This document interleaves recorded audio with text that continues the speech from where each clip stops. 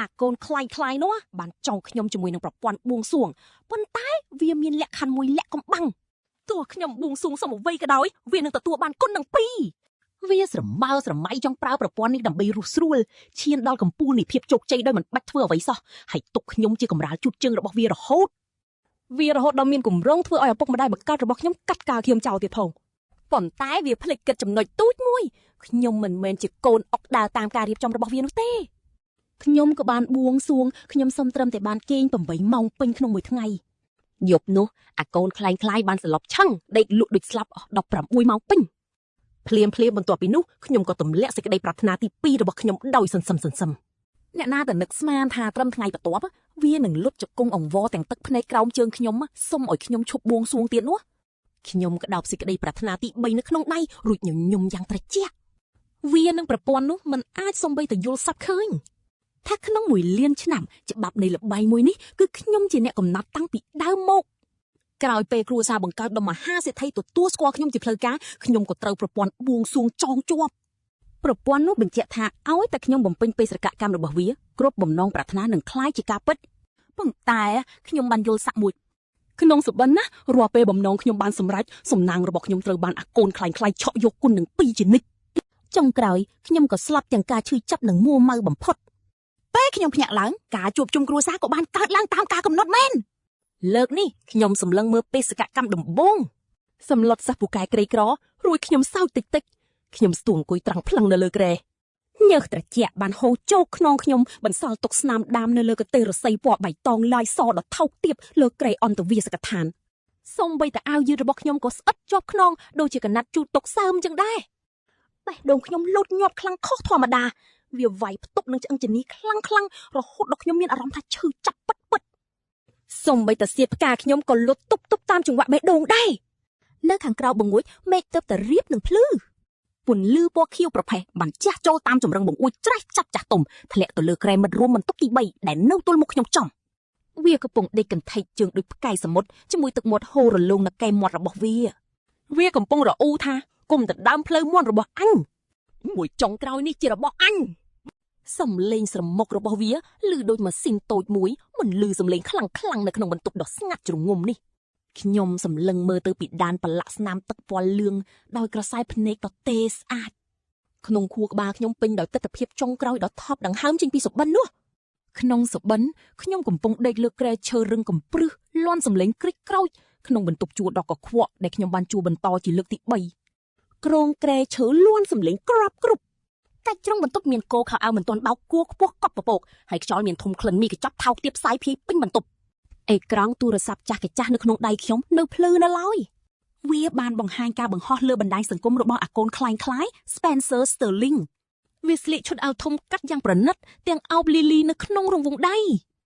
នាងស្លៀករ៉ូបមង្គលការរាងមច្ឆាផ្អែកក្បាលលើស្មារបស់វាហើយញញឹមស្រស់បំប្រងដូចជាផ្កាអញ្ចឹងអ្នកឈរពីក្រោយពួកគេគឺឪពុកម្ដាយរបស់ខ្ញុំម៉ាក់ខ្ញុំពាក់គ្រឿងអលង្ការពេញខ្លួននិងស្លៀកឈុតឈៀងសាមដ៏ថ្លៃថ្នូរកាន់ដៃលីលីយ៉ាងជាប់គាត់សើចសប្បាយខ្លាំងរហូតដល់បិទភ្នែកចិត្តឈឹងតែម្ដងលោកប៉ាខ្ញុំទះស្មា Spencer ដោយផ្ទៃមុខពោពេញដោយមោទនភាពជាទីបំផុតចំណងជើងសរសេរថារីករាយថ្ងៃមង្គលការកូនប្រុសយើងជូនពរឲ្យកូនមានសុភមង្គលជារៀងរហូតពាក្យថាកូនប្រុសយើងមួយឃ្លានេះបានចាក់ទម្លុះភ្នែកខ្ញុំចំដូចជាម្ជុលអញ្ចឹងភ្លាមនោះទ្រូងរបស់ខ្ញុំពិតជាមានអារម្មណ៍ថាតឹងណែនខ្លាំងដូចជាមានដុំសម្លេងសើមមកញាត់បិទផ្លូវដង្ហើមរបស់ខ្ញុំយ៉ាងចឹងការដកដង្ហើមកាន់តែពិបាកទៅម្ដងរាល់ពេលហូតខ្យល់ចូលខ្ញុំធំតែក្លិនឆ្អាបឈាមយ៉ាងច្បាស់ទីបំផុតភ្នែករបស់ខ្ញុំក៏ងងឹតស្លុបដោយនាំទៅជាមួយនៅគំនុំសងសឹកយ៉ាងជូរចត់បំផុតហេតុអីបានជាវាអាចឆក់យកជីវិតរបស់ខ្ញុំហើយនៅតែរស់នៅបានយ៉ាងសុខស្រួលបែបនេះខ្ញុំបានលិចលង់ចូលទៅក្នុងភាពងងឹតដ៏សែនជ្រៅនិងគ្មានទីបញ្ចប់មួយនេះចង្រៃអើយខ្ញុំបានជេរប្រតិចរួចក៏លើកដៃមកជូតមុខរបស់ខ្លួនឯងចេញ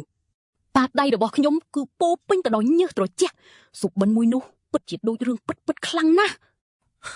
វាពិតពេកហើយសូម្បីតែពេលនេះពេលដែលខ្ញុំបិទភ្នែកក៏ខ្ញុំនៅតែអាចចងចាំយ៉ាងច្បាស់នៅកសែភ្នែកដ៏គួរឲ្យខ្ពើមរអើមរបស់ម្ដាយខ្ញុំពេលដែលគាត់សម្លឹងមកមើលរូបខ្ញុំវាមើលទៅមិនខុសពីការសម្លឹងមើលទៅកាន់គំនោសម្រាមនោះទេវាពិតខ្លាំងណាស់រាល់ពេលដែល Spencer បំរុងនឹងដើរមករកខ្ញុំដើម្បីហៅខ្ញុំថាបងប្រុស ស្នាមញញឹមដ៏ក្លែងក្លាយដែលបញ្ចេញនូវគៀនមាត់របស់វាគឺពិតជាមិនអាចមើលរំលងបានឡើយពិតមែនតែនការសម្លឹងមើលដោយគិចវេះរបស់លីលីពេលមកមើលខ្ញុំមានអារម្មណ៍ថាហាក់បីដូចជាខ្ញុំនេះជាសត្វសាហាវអញ្ចឹងខ្ញុំឈ្មោះម៉ាកខ្ញុំធំដឹងក្តីនៅមណ្ឌលកុមារកំព្រា Sunflower នៅឯជីក្រុងនេះបើតាមសម្ដីនៅអ្នកគ្រប់គ្រងបានប្រាប់ពេលដែលគេនាំខ្ញុំមកទីនេះដំបូងខ្ញុំទើបតែមានអាយុបានប្រមាណខែប៉ុណ្ណោះខ្ញុំត្រូវបានគេរុំក្នុងក្រណាត់រហែកមួយផ្ទាំងជាមួយនឹងបន្តោងខ្សែក្រងប្រាក់ដែលមានឆ្លាក់អក្សរអឹមពាក់នៅជាប់នឹងករបស់ខ្ញុំជានិច្ចកាលពីរសៀលម្សិលមិញបុរស2នាក់ពាក់អាវធំពណ៌ខ្មៅនិងស្បែកជើងស្បែករលោងបានតាមមករកខ្ញុំដល់កន្លែងពួកគេប្រាប់ខ្ញុំថាខ្ញុំគឺជាកូនប្រុសពិតប្រាកដរបស់ត្រកូល Sterling ដែលបានបាត់ខ្លួនអស់រយៈពេល18ឆ្នាំមកហើយពេលនោះខ្ញុំកំពុងតែទិញម្ហូបនៅឯអាហារដ្ឋានដោយដៃរបស់ខ្ញុំនៅតែអោបកាន់ចានតៅហ៊ូនិងបន្លែពណ៌បៃតងដែលទៅតែហូបបានពាក់កណ្ដាលនៅឡើយតាមពិតទៅខ្ញុំគិតថាខ្ញុំបានរត់គេចខ្លួនបាត់ទៅហើយ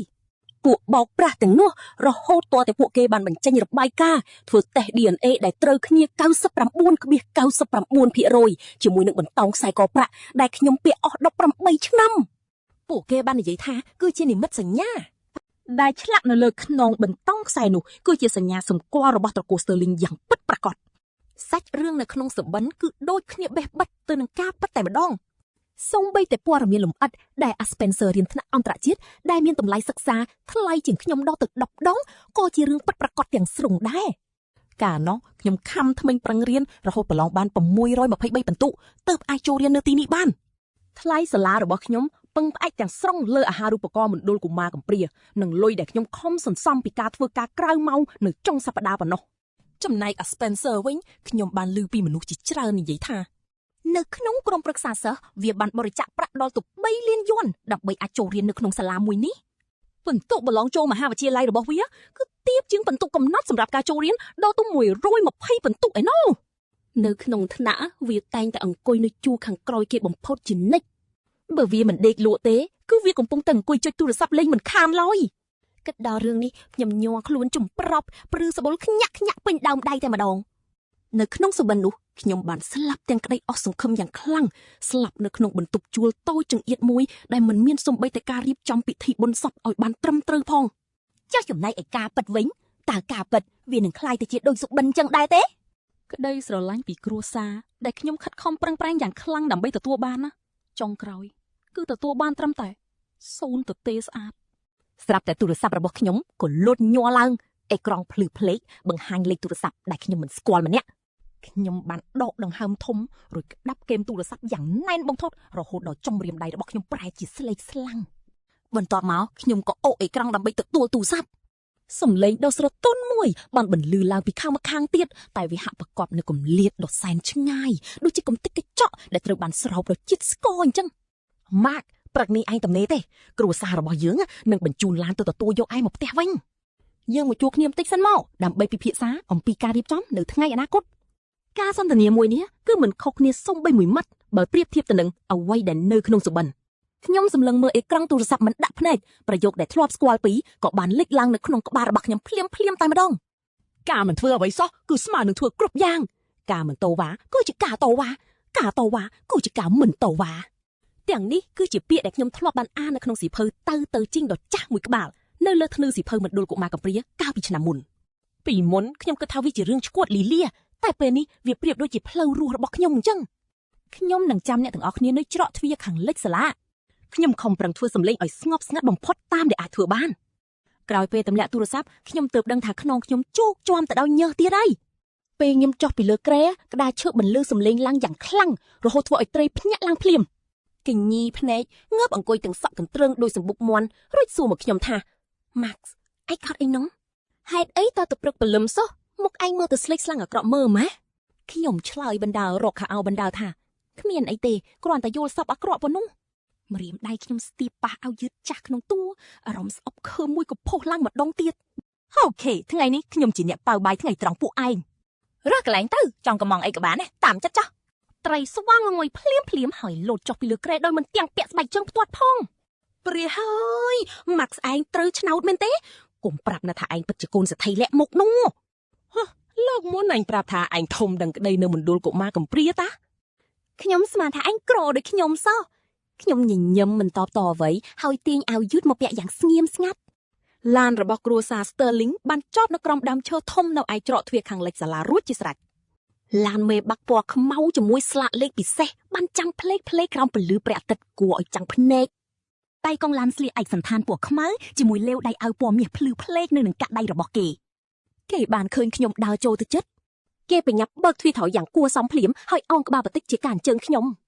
ប៉ុន្តែកៅភ្នែកសម្លឹងវាតម្លៃរបស់គេចាក់ទម្លុះខ្ញុំដូចជាមកជុលអញ្ចឹងខ្ញុំអោនក្បាលហើយចូលទៅអង្គុយក្នុងឡាន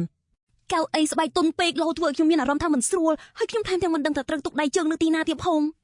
ក្នុងឡានមានភីក្លិនឈើក្អូបខុសប្លែកស្រឡះពីក្លិនថ្នាំសម្លាប់មេរោគនៅក្នុងអន្តេវាសិកដ្ឋានឬនៅឯមណ្ឌលកុមារកំព្រាពេលដែលឡានចាប់ផ្ដើមបើកបរឡើងលើផ្លូវ highway ខ្ញុំសម្លឹងមើលអាគារខ្ពស់ដែលរំកិលថយក្រោយយ៉ាងលឿនតាមកញ្ចក់ឡានក្នុងចិត្តខ្ញុំគ្មានអារម្មណ៍រំភើបសូម្បីបន្តិចចំពោះការទៅជួបជុំសាច់ញាតិពិតរបស់ខ្ញុំផ្ទុយទៅវិញភាពភ័យខ្លាចពីក្នុងសុបិនកាន់តែរីកធំឡើងទៅវិញទេនៅក្នុងសុបិនពេលដែលខ្ញុំទៅភូមិគ្រឹះ Sterling លើកដំបូងខ្ញុំភ័យខ្លាំងណាស់រហូតដល់ញាស់ដៃពេលដែលខ្ញុំដើរចូលតាមទ្វារខ្ញុំក៏បានទៅកិច្ចធូរផ្កានៅតាមច្រករបៀងធ្លាក់បីដោយអចេតនាបន្ទាប់មក Spencer ក៏បានចាស់ទឹកផ្លែឈើប្រឡាក់អាវខ្ញុំដោយចៃដន្យម្ដាយខ្ញុំទោះបីពេលនោះខ្ញុំមិនហ៊ានហៅគាត់ថាជាម៉ាក់ក៏ដោយគាត់បានជ្រួញចិញ្ចើមដាក់ខ្ញុំគាត់ទិញក្រដាសមកជូតទឹកផ្លែឈើចេញពីរោបរបស់គាត់ជាមួយទឹកដំសម្ដេចដែលពោពេញដោយកាសស្អប់ខ្ពើមរពើហើយល្ងងខ្លៅទៀតពិតជាគ្មានការអប់រំទាល់តែសោះធ្វើខ្លួនដូចជាមិនដែលស្គាល់ពិភពលោកអញ្ចឹងតែលើកនេះខ្ញុំកាន់តែឆ្លាតជាងមុនណាយខ្ញុំបានអ៊ុតខោអាវយ៉ាងរៀបស្មើស្អាតបាទុកជាមុនដោយសុកចិត្តចំណាយលុយ5យួននៅកន្លែងបោកអ៊ុតសាលាកាលពីម្សិលមិញខ្ញុំថែមទាំងបានទិញក្រដាសអនាម័យមួយដុំដាក់ក្នុងហោប៉ៅទៀតផងសូម្បីតែកញ្ចក់ដៃខ្ញុំក៏ត្រូវបានកាត់យ៉ាងស្អាតបាតដែរភូមិគ្រឹះ Sterling មើលទៅកាន់តែអស្ចារ្យជាងនៅក្នុងសុបិនទៅទៀតទឹកផុសនៅមុខទ្វារបាញ់ទឹកឡើងកម្ពស់ដល់ទៅ3ម៉ែត្រឯណោះដំណាក់ទឹកធ្លាក់ចុះលើកម្រាលថ្មម៉ាបបែកខ្ទាតជាគ្រាប់តូចជាច្រើនកុលាបក្រហមមួយដុំធំត្រូវបានដាំនៅក្នុងទីធ្លាចំណែកត្របកផ្កានៅតែដក់ទឹកសន្សើមព្រឹកព្រលឹមនៅឡើយនៅក្បែរនោះកម្មករស្លៀកឯកសណ្ឋានម្នាក់កំពុងកាន់កត្រៃកាត់ដំរឹមមែកនិងស្លឹកឈើលោកស្រី Sterling បានឈរនៅកម្មជណ្ដើរមុខស្លៀករ៉ូបសូត្រពណ៌បានត្នោតខ្ចីនិងពាក់ខ្សែកគួចខ្ចងព្រមទាំងកាន់កាបូបស្បែកក្រពើផងដែរផ្ទៃមុខគាត់បង្ហាញនៅស្នាមញញឹមប៉ុន្តែស្នាមញញឹមដ៏សោះក៏ក្រមួយនោះមានត្រឹមតែនៅលើបបូរមាត់គាត់ប៉ុណ្ណោះវាមិនបានបញ្ចេញទៅដល់កែវភ្នែកគាត់ឡើយ Max ធ្វើដំណើរមកហត់ហើយមែនទេបញ្ញាប់ចូលមកខាងក្នុងមកខ្ចោបបក់យ៉ាងខ្លាំង Spencer ក៏ឈរនៅទីនោះដែរគេឈរផ្អែកនឹងមាត់ទ្វារសក់របស់គេរៀបចំលាបជែលយ៉ាងរលោងចុងសក់មានលាបពណ៌មាសប្រមាណសរសៃមើលទៅលេចធ្នោពេលឃើញខ្ញុំមកដល់គេបញ្ញាប់រត់មកស្វាគមន៍យ៉ាងរាក់ទាក់ព្រមទាំងលូកដៃបំរុងមកទះស្មាខ្ញុំបងប្រុសទីបំផុតបងមកដល់ហើយប៉ាម៉ាក់នឹងខ្ញុំរងចាំបងតាំងពីម្សិលមិញម៉ាស់ខ្ញុំថែមទាំងបានប្រាប់ចុងភៅឲ្យធ្វើម្ហូបដែលបងចូលចិត្តទៀតផងអូមែនហើយខ្ញុំមិនដឹងថាបងចូលចិត្តញ៉ាំអ្វីទេទើបខ្ញុំប្រាប់ពួកគេឲ្យធ្វើមុខម្ហូបគ្រប់មុខបន្តិចទៅពេលដៃគេមករងនឹងប៉ះស្មាខ្ញុំឈានជើងថយស្ងាត់មួយចំហៀនគិចពីដៃគេរួចសឹកពាក្យអរគុណតិចដៃរបស់ Spencer គៀងកណ្ដាលអាកាសភ្នែករបស់គេបង្ហាញការភ្ញាក់ផ្ដាល់យ៉ាងច្បាស់ប្រហែលគេមិននឹកស្មានថាខ្ញុំលែងរំភើបញាប់ញ័រដោយការនៅក្នុងសុបិននោះទេតែបែរជាបង្ហាញភាពឃ្លាតឆ្ងាយទៅវិញចូលដល់បន្ទប់ទទួលភ្ញៀវខ្ញុំកាន់តែធ្វើខ្លួនឲ្យស្ងាត់ស្ងៀមចង្កៀងរំយល់គ្រីស្តាល់ទំហំ2ម៉ែត្របញ្ចេញពន្លឺចាំងផ្លេកធ្លាក់មកលើគ្រឿងសង្ហារឹមឈើប្រណិតភ្លឺចាំងសឹងតាំងងឹតមុខលើជញ្ជាំងមានភ្ជាប់ផ្ទាំងគំនូរទេសភាពដែលមានហត្ថលេខាវិចិត្រករល្បីឈ្មោះណាដែលខ្ញុំមិនស្គាល់អ្នកបម្រើបានយកតែមួយពេញក្តៅមកជូនខ្ញុំទទួលដោយដៃទាំងពីរទុកឲ្យកម្ដៅសាយភីដល់ចុងម្រាមដៃរួចនិយាយតិចថាអរគុណបន្ទាប់មកខ្ញុំអង្គុយលើសាឡុងនៅកាច់ជ្រុងឆ្ងាយបំផុតពីកន្លែងអង្គុយកៅអីកិត្តិយសខ្នងខ្ញុំត្រង់ភ្លឹងធ្វើពុតជាភ័យខ្លាចនឹងតាមតឹងតែតាមពិតខ្ញុំកំពុងលួចសង្កេតមើលប្រតិកម្មរបស់ពួកគេដោយកតុយភ្នែកដោយការគិតមែននិយាយបានតែប្រមាណម៉ាត់លោកស្រី Sterling ក៏ដាក់ពេងតែចុះរួចអោនមកមុខបន្តិចសម្ដីរបស់គាត់ស្ដាប់ទៅដូចជាការចរចាប៉ុន្តែបង្កប់ដោយភាពដាច់ខាតមិនអាចប្រកែកបានម៉ាកូនទៅមកវិញមានរឿងជាច្រើនក្នុងផ្ទះដែលកូនត្រូវសម្របខ្លួនកូនដឹងទេ Spencer រស់នៅទីនេះ18ឆ្នាំហើយមនោសញ្ចេតនារវាងយើងគឺជ្រាលជ្រៅណាស់សុកស្រាប់តែមានបងប្រុសគេប្រហែលជាមានអារម្មណ៍មិនសូវស្រួលក្នុងចិត្តទេដូច្នេះចំពោះរឿងឈ្មោះនិងតាកូររបស់កូនពួកយើងរក្សាវាទុកសិនចុះមិនបាច់បញ្ញាប់បញ្ញាល់បដូរវាឥឡូវនេះទេចំណែកអ្នកក្រៅកុំតន់អាប្រាប់ថាកូនជាកូនបង្កើតរបស់ត្រកូល Sterling ទេ ពួកយើងមិនចង់ឲ្យគេនិយាយដើមនាំឲ្យពិបាកដល់ Spencer នោះទេយោព្រមទេស្ដាប់ទៅគ្រប់ពាក្យពេចន៍ទាំងអស់គឺពិតជាដូចគ្នាបេះបិទនឹងក្នុងសុបិនខ្ញុំងើបមុខឡើងបង្ហាញទឹកមុខស្ទះស្ទើរនិងពិបាកចិត្តយ៉ាងខ្លាំង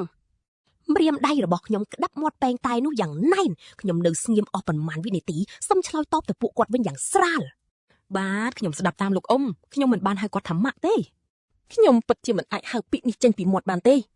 ថ្នងសុបិនលើកដំបូងដែលខ្ញុំហៅថាម៉ាក់គាត់គៀងមួយសន្ទុះរួចក្រហមឆ្លើយលំតែភ្នែករបស់គាត់បែរជាសម្លឹងមើលទៅ Spencer ភ្លាម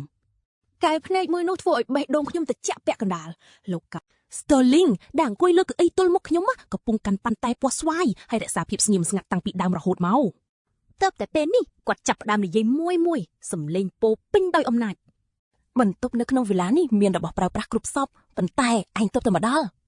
ឯងប្រហែលជាមិនទាន់សមនឹងការរស់នៅទីនេះជាមួយពួកយើងទេពួកយើងនឹងរៀបចំបន្ទប់ភ្ញៀវឯងសិនចាំតោះតែឯងសម្របខ្លួនបានសឹមយើងគិតទៀតកែវភ្នែករបស់គាត់សម្លឹងមកខ្ញុំហាក់ដូចជាកំពុងវាតម្លៃលើតម្លៃរបស់ទំនិញមួយអញ្ចឹងវាមិនមានសំបីតែបន្តិចនៅក្តីស្រឡាញ់ដ៏ជ្រាលជ្រៅរបស់ឪពុកម្នាក់ចំពោះកូនបង្កើតសាច់ឈាមរបស់ខ្លួនឯងអរគុណលោកពូ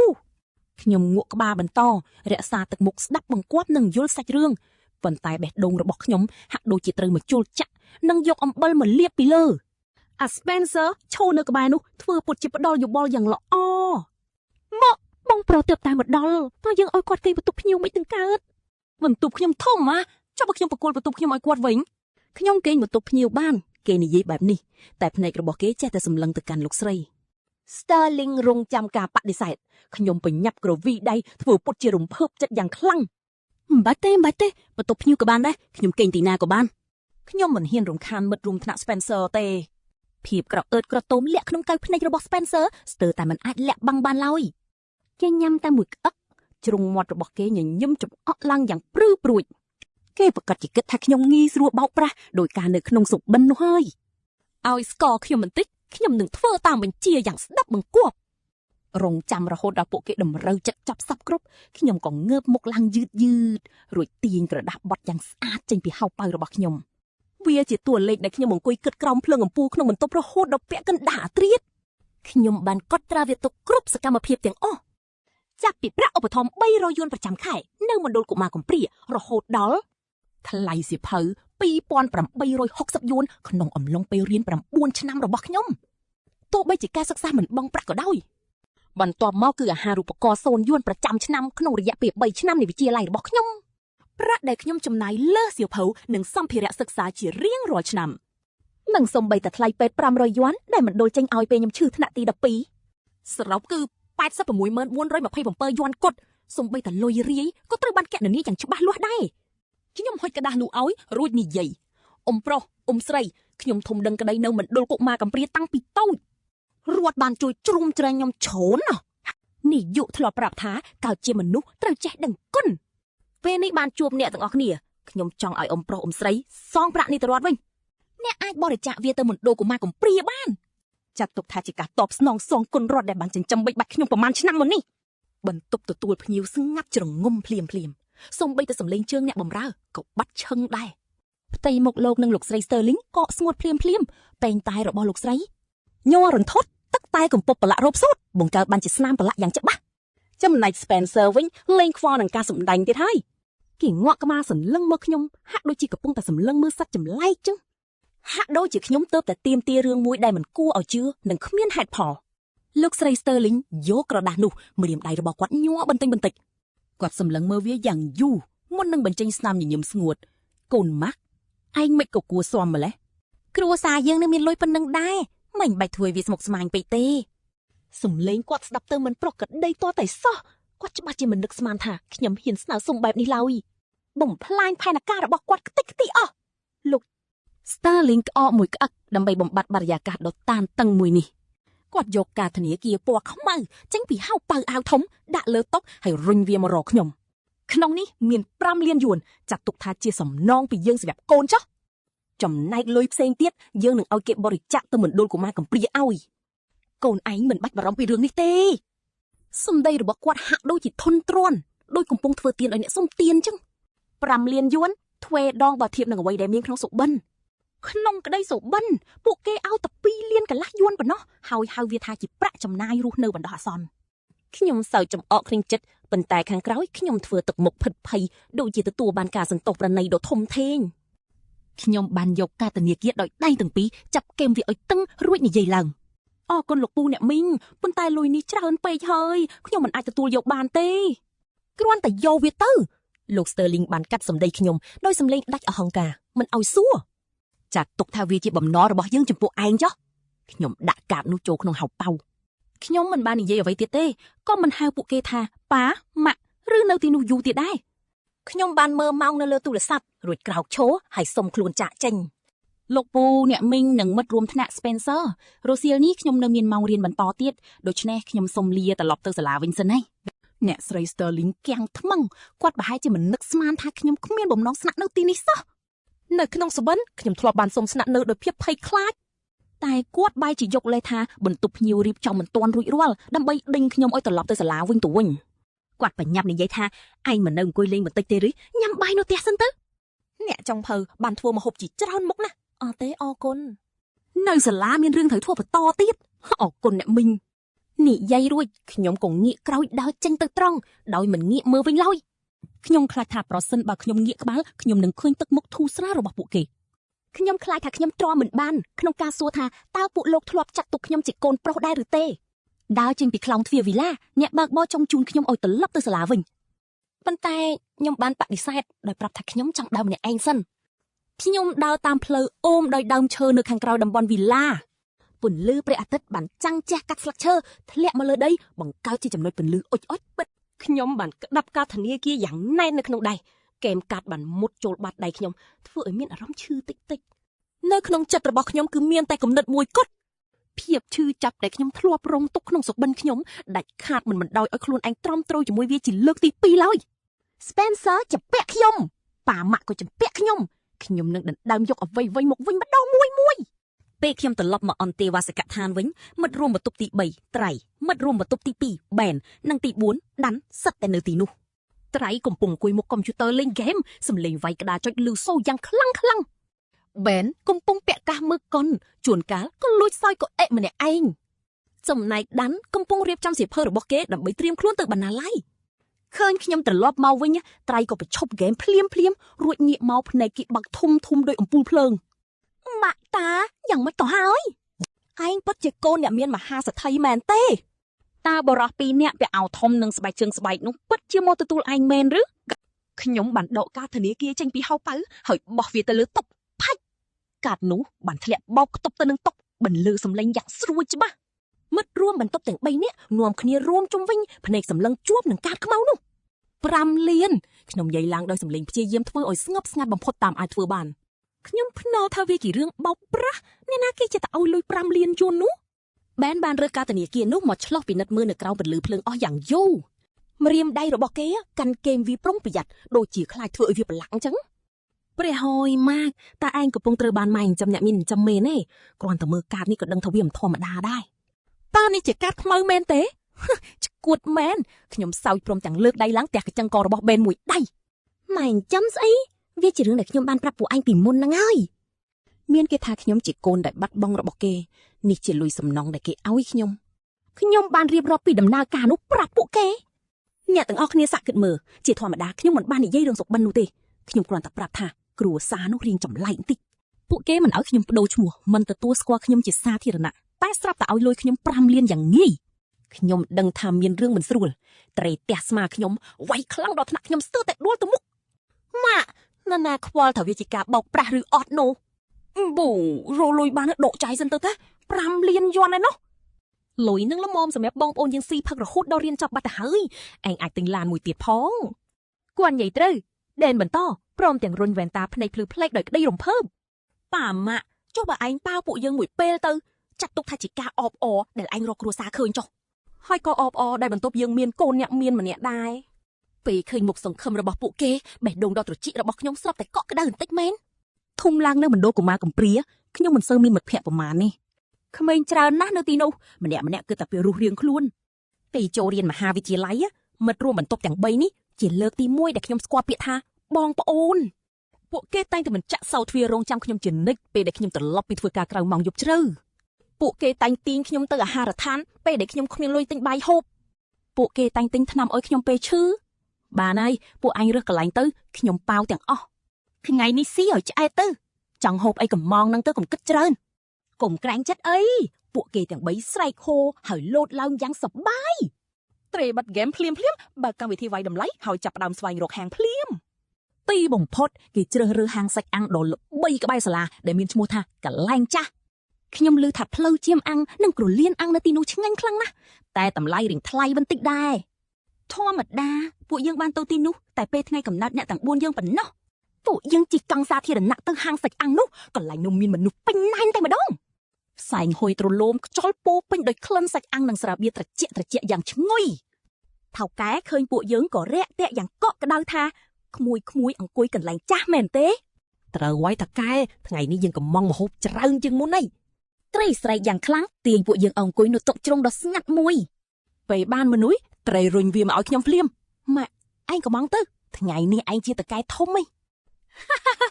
ខ្ញុំញញឹមយកមនុស្សមកកំងផ្លូវជៀមអាំងកលៀនអាំងស្លាបមាន់អាំងនិងបន្លែគ្រប់មុខខ្ញុំថែមទាំងកំងស្រាបៀរត្រជាក់ពីរឡាំងទៀតផងពេលកំពុងចាំម្ហូបបេនស្រាប់តែនឹកឃើញរឿងមួយហើយសួរខ្ញុំថាម៉ាក់គ្រួសារនោះធ្វើល្អដាក់ឯងអត់តើវាដូចអ្វីដែលគេបង្ហាញក្នុងទូរទស្សន៍ដែរទេមានអ្នកបម្រើច្រើននិងមានម្ហូបពេញតុដ៏ធំអញ្ចឹងមែនខ្ញុំកកខ្លួនពេលនឹកឃើញចង្គៀងគ្រីស្តាល់ដុសត្រជាក់ក្នុងបន្ទប់ទទួលភ្ញៀវស្ទើលីងនិងលោកស្រីស្នាមញញឹមដ៏សោះកក្រោះរបស់គាត់ខ្ញុំក៏វិក្បាលវាធម្មតាទេគ្មានអីពិសេសពេកទេដោយឃើញខ្ញុំមិនចង់និយាយរឿងនេះត្រីក៏បញ្ញាបដូរប្រធានបទសន្ទនាភ្លាមបានហើយកុំនិយាយរឿងមិនសប្បាយចិត្តអីតោះពួកយើងលើកដាច់មួយកែវសិនគេចាប់ដបស្រាបៀរហើយចាក់បំពេញកែវសម្រាប់ពួកយើងទាំង4នាក់តែម្ដងគ្រាន់តែចាក់ស្រាបៀររួចភ្លាមសាច់អាំងក៏យកមកដល់ល្មមផ្លូវជៀមអាំងក្តៅហុយមានស្បែកស្រួយពណ៌មាសរោយដោយម្សៅហឹរនិងគ្រឿងទេសយ៉ាងទំនង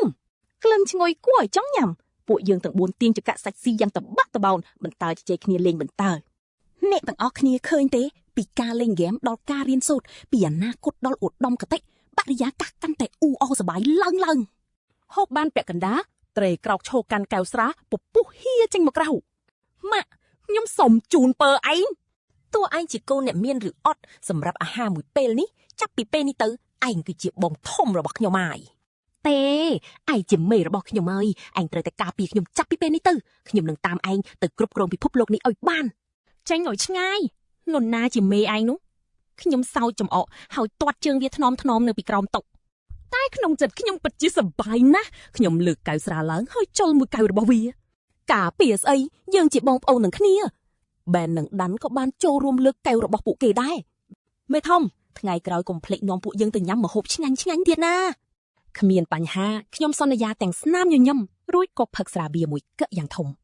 ភាពត្រជាក់នៃស្រាបៀរហូរចុះបំពង់កលាងជំរះភាពអាប់អួរដែលនៅសេសសល់ក្នុងចិត្តខ្ញុំពួកយើងបានញ៉ាំនិងផឹករហូតដល់ឆ្អែតរៀងខ្លួនពេលពួកយើងត្រឡប់មកអន្តេវាសិកដ្ឋានវិញម៉ោង 7:11 យប់ទៅហើយតាមផ្លូវដើរគឺស្ងាត់ជ្រុងងំមានតែភ្លើងដែលភ្លឺដោយស្វ័យប្រវត្តិពេលពួកយើងដើរកាត់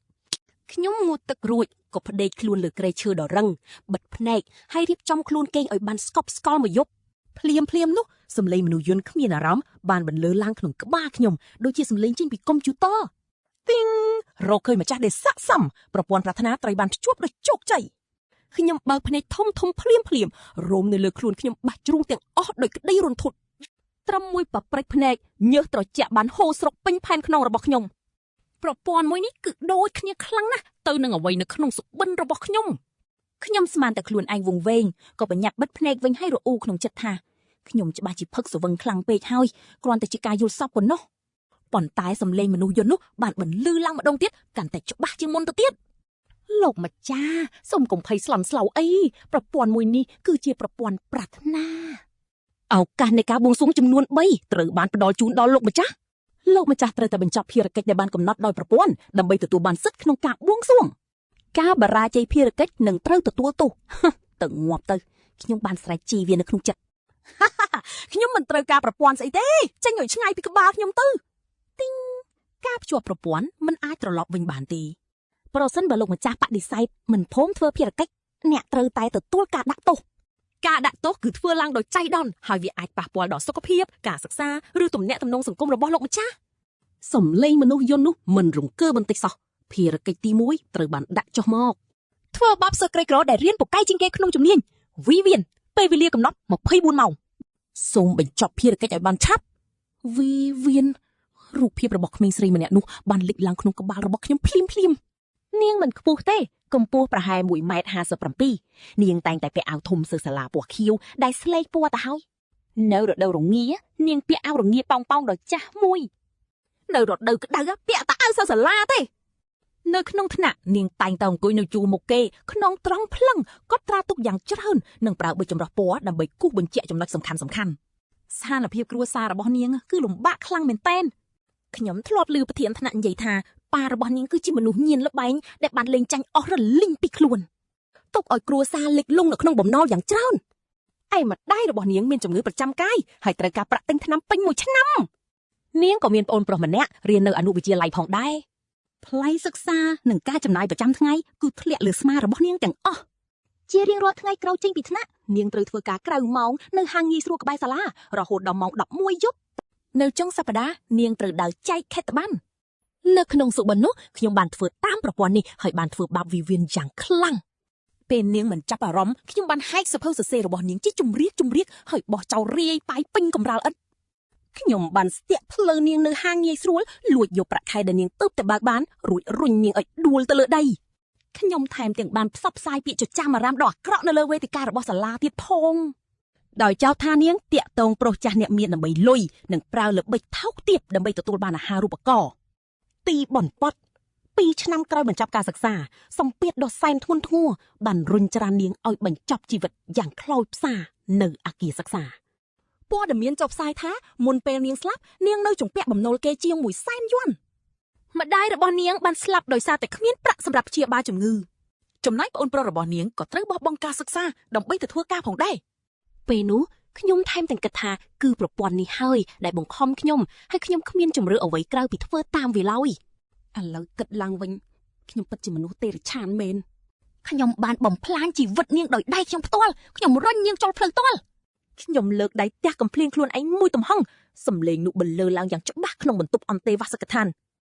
ជ្រែដែលដេកក្បែរខ្ញុំបានភ្ញាក់ឡើងគេនិយាយតែងងុយថាម៉ាក់មានរឿងអីមិនក៏វាយមូសខ្លាំងម៉េះគ្មានអីទេខ្ញុំបន្ថយសំឡេងឆ្លោយ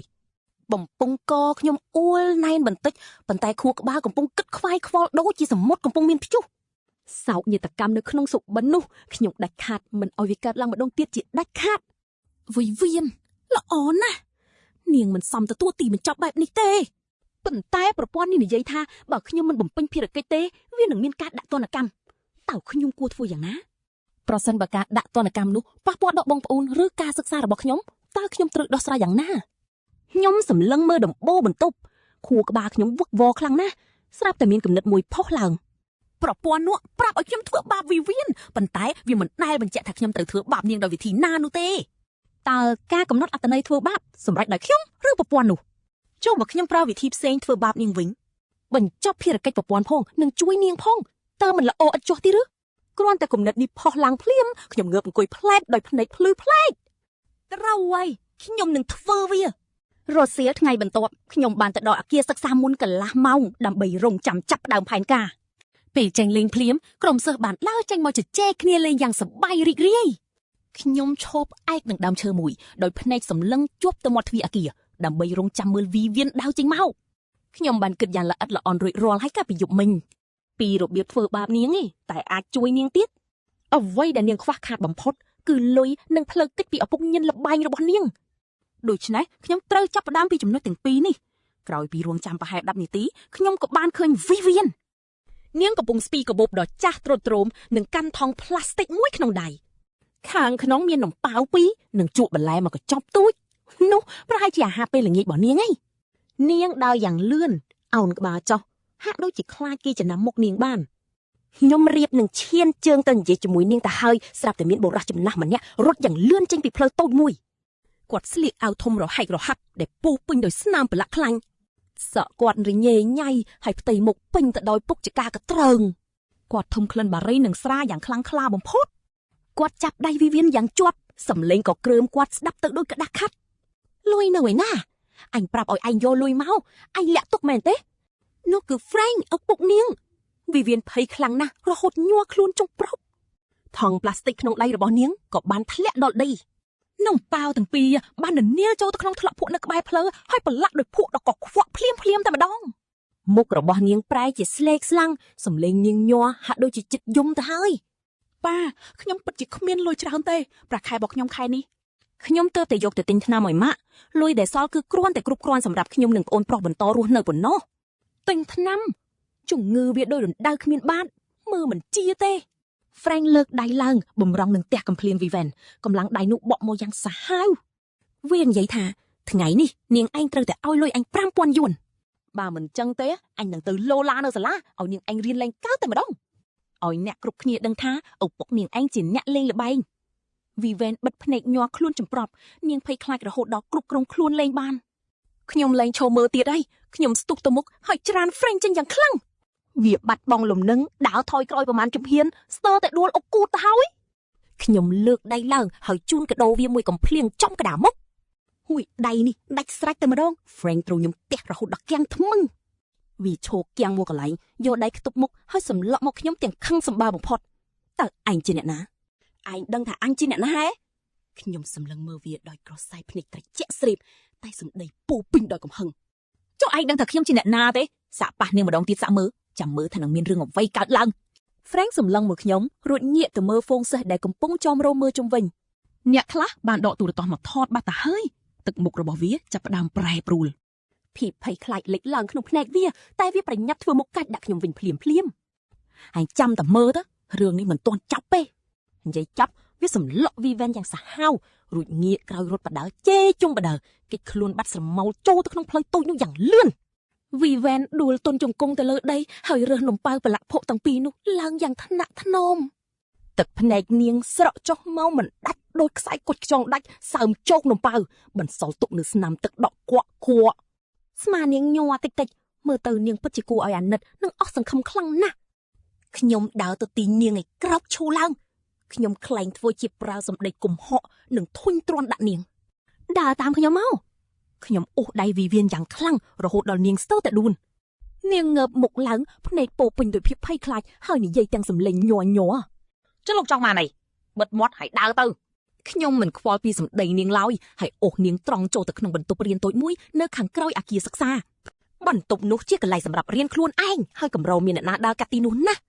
ជាពិសេសនៅម៉ោងនេះសិស្សភាគច្រើនបានចេញទៅញ៉ាំបាយឬក៏ត្រឡប់ទៅកាន់អន្តេវាសិកដ្ឋានរបស់ពួកគេអស់បាត់ទៅហើយខ្ញុំច្បាស់ក្នុងចិត្តណាស់ថាបន្ទប់នោះគឺទទេស្អាតខ្ញុំទាញនាងចូលទៅក្នុងរួចគប់ប្រឡែងដៃបន្ទប់ទូចនោះពិតជាស្ងាត់ជ្រងំខ្លាំងណាស់ដោយមានលឺត្រឹមតែសំឡេងខ្យល់បក់ស្លឹកឈើនៅខាងក្រៅបង្អួចប៉ុណ្ណោះនៅលើក្តារខៀននៅមានជាប់រូបមន្តដែលគ្រូបានសរសេរទុកពីថ្នាក់រៀនម៉ោងមុននៅឡើយទេនៅតាមជ្រុងមានសុទ្ធតែសម្បុកពីងហើយតុរៀនទាំងអស់ក៏មានធូលីដីចាប់ម្យ៉ាងស្ដើងគ្របដណ្ដប់ផងដែរខ្ញុំរុញនាងឲ្យអង្គុយលើកៅអីបន្ទាប់មកខ្ញុំដកលុយ2ដុំចេញពីក្នុងកាបូបរបស់ខ្ញុំនេះជាលុយដែលខ្ញុំបានទៅដកពីធនាគារកាលពីម្សិលមិញលុយនីមួយមួយដុំមាន 10000 យួនដែលចង់ដោយខ្សែត្រាធនាគារពណ៌ក្រហមមានបោះពុម្ព logo ច្បាស់លាស់ខ្ញុំបោកទម្លាក់លុយទាំងនោះទៅលើតុយ៉ាងខ្លាំងសំឡេងដុំលុយប៉ះនឹងផ្ទៃតុបន្លន់លឺយ៉ាងធ្ងន់សង្កត់តិច Vivian ភ្ញាក់ប្រត់នឹងសំឡេងនេះនាងសម្លឹងមកខ្ញុំទាំងផង់ភ្នែកពោពេញដោយភាពច្របូកច្របល់និងភ័យខ្លាចខ្ញុំខ្លែងធ្វើជាបង្ហាញទឹកមុខល្មមកាមគួយស្អប់ខ្ពើមដាក់នាង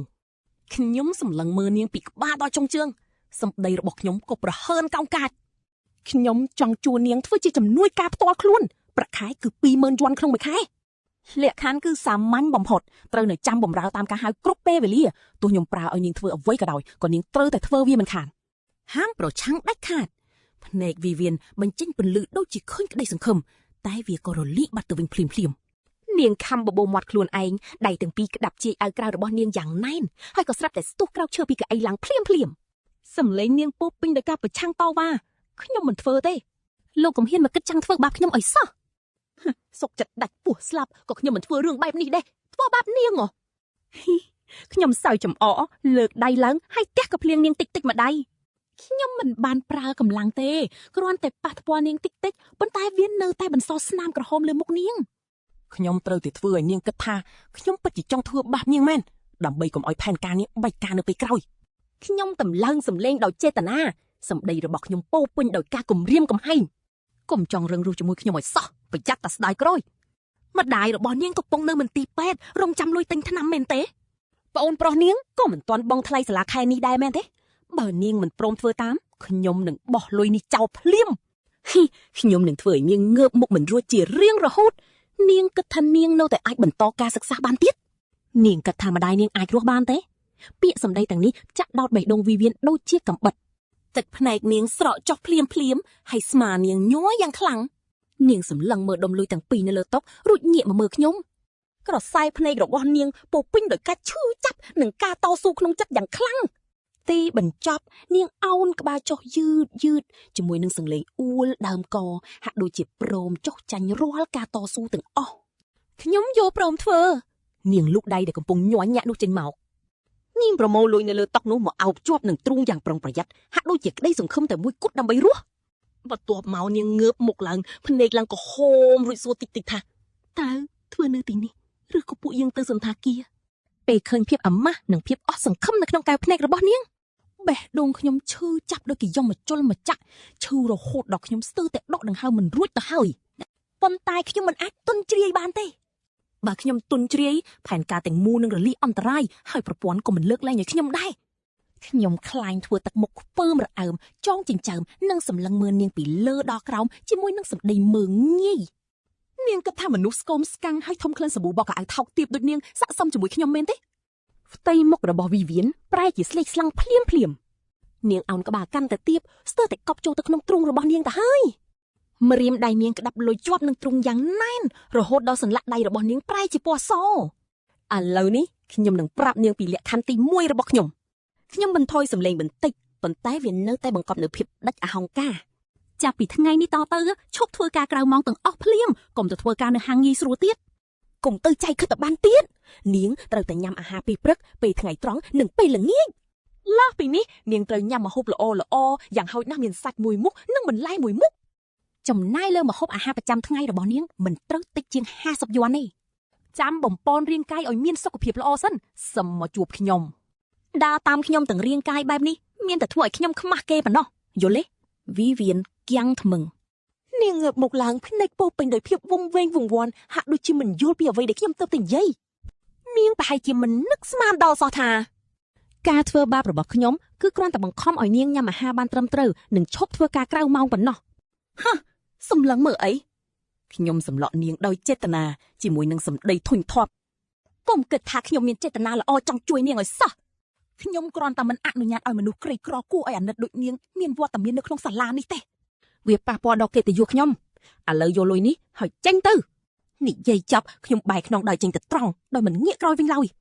ខ្ញុំខ្លាចថាបើខ្ញុំងាកមើលនាងម្ដងទៀតខ្ញុំប្រកាសជាទ្រាំលេងបានហើយបញ្យល់សុំទោសនាងជាក់ជាមិនខានពេលដើរចេញពីបន្ទប់តូចនោះខ្យល់ខាងក្រៅពិតជាត្រជាក់បន្តិចមែនវាបក់ប៉ះមុខខ្ញុំធ្វើឲ្យខ្ញុំមានអារម្មណ៍ស្វាងបន្តិចខ្ញុំលើកដៃទះកំភ្លៀងខ្លួនឯងផាច់បាត់ដៃខ្ញុំក្តៅភាយអាមនុស្សចង្រៃ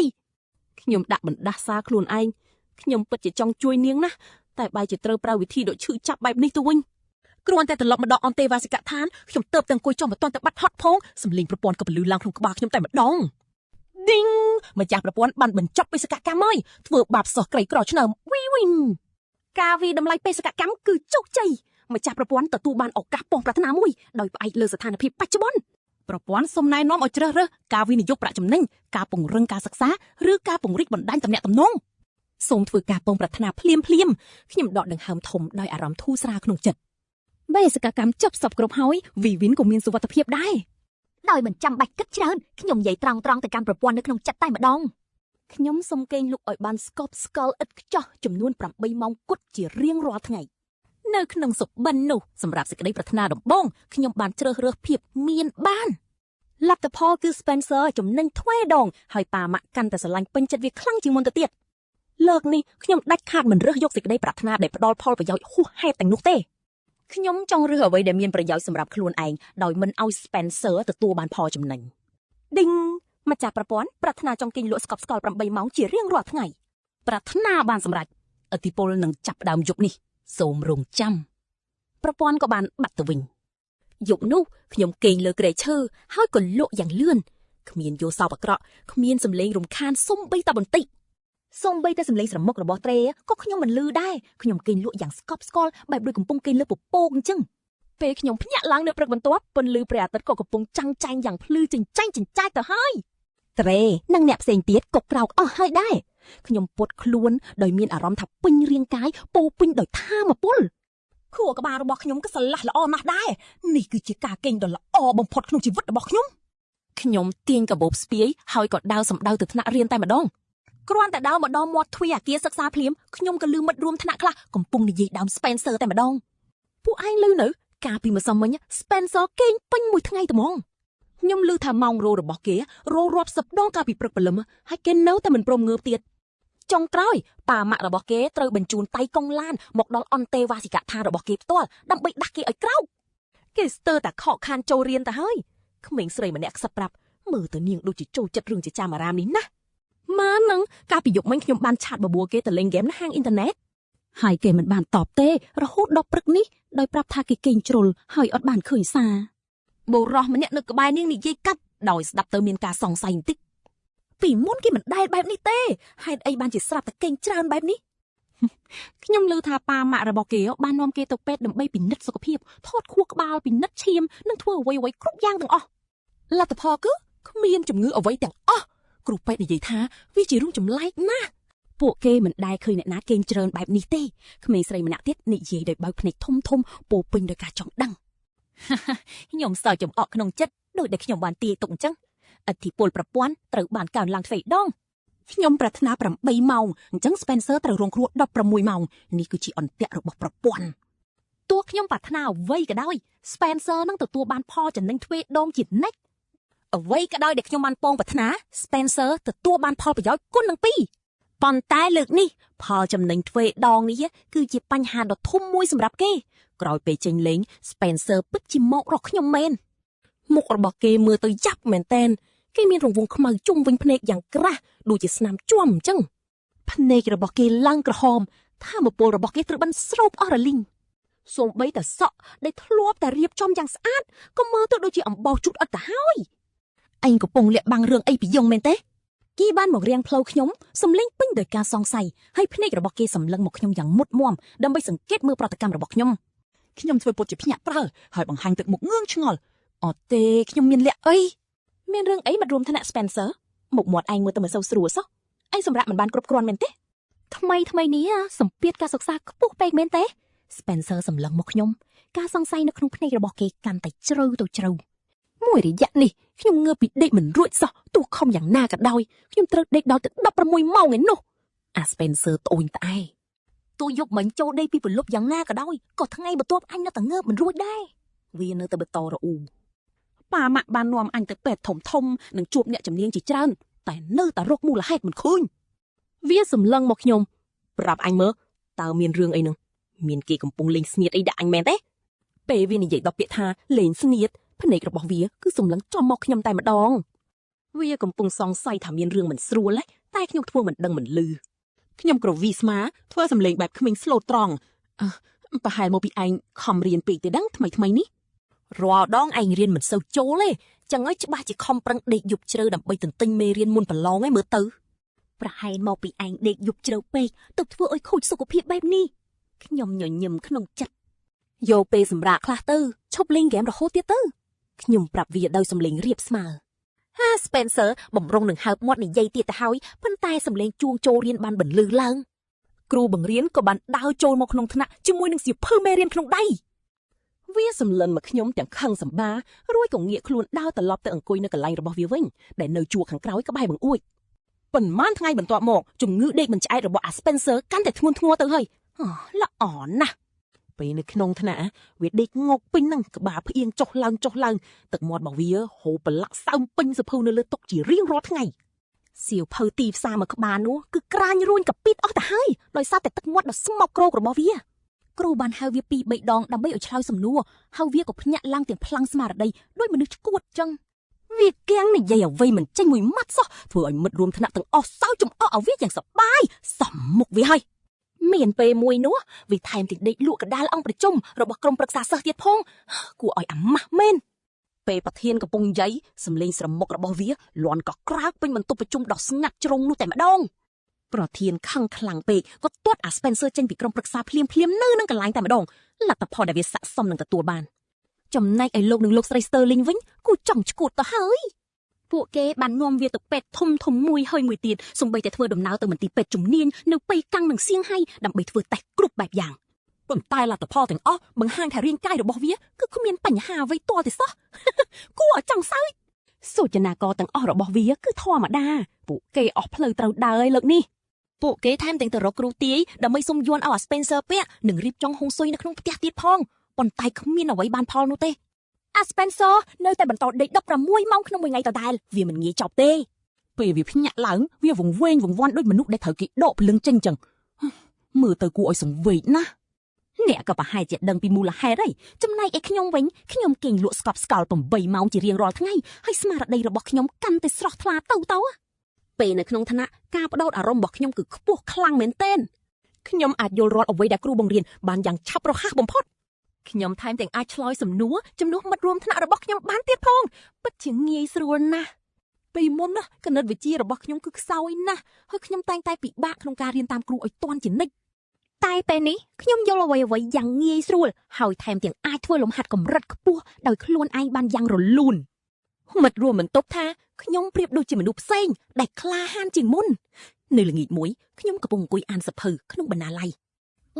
គឺស្ងាត់ជ្រងំមានតែសំឡេងត្រឡប់សន្លឹកសៀវភៅនិងសំឡេងបិចសរសេរនៅលើกระดาษប៉ុណ្ណោះកន្លែងនេះពិតជាស័ក្តិសមនឹងខ្ញុំអង្គុយក្បែរបង្អួចពន្លឺព្រះអាទិត្យចាំងកាត់កញ្ចក់ធ្លាក់មកលើទំព័រសៀវភៅយ៉ាងកក់ក្ដៅបំផុតខ្ញុំកំពុងតែគិតពីផែនការបន្ទាប់ស្រាប់តែពេលនោះមានរូបរាងដ៏សំភ្នែកមួយបានបង្ហាញខ្លួននៅចំពោះមុខខ្ញុំ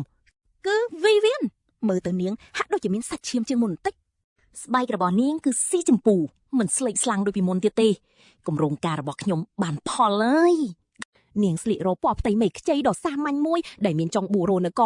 នាងមើលទៅពិតជាស្អាតបាតនិងសាមញ្ញខ្លាំងណាស់មិនដូចកាលពីមុនឡើយ